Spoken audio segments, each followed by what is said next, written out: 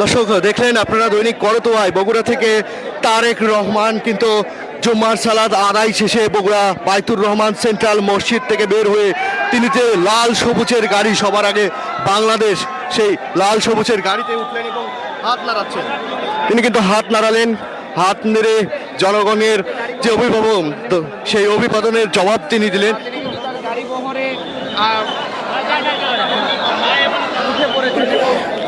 আমরা দেখছি যে তার সাথে কিন্তু অসংখ্য সাধারণ মানুষ তারা কিন্তু তাকে দেখার জন্য দাঁড়াচ্ছিলেন এবং তিনি বের হওয়ার সাথে তারা কিন্তু খুশিতে চিৎকার করছিলেন।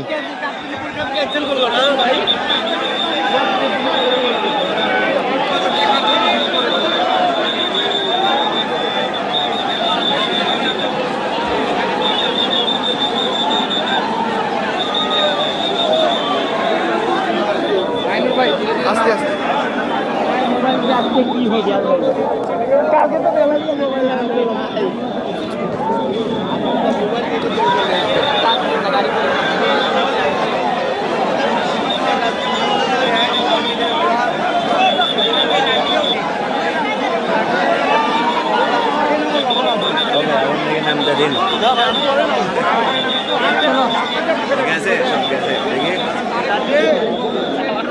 তারেক রহমানের বহনকারী লাল সবুজে মোড়ানো সবার আগে বাংলাদেশ যেই গাড়িটি রয়েছে সেই গাড়িটি কিন্তু সেন্ট্রাল মসজিদের সামনে থেকে রওনা হলো।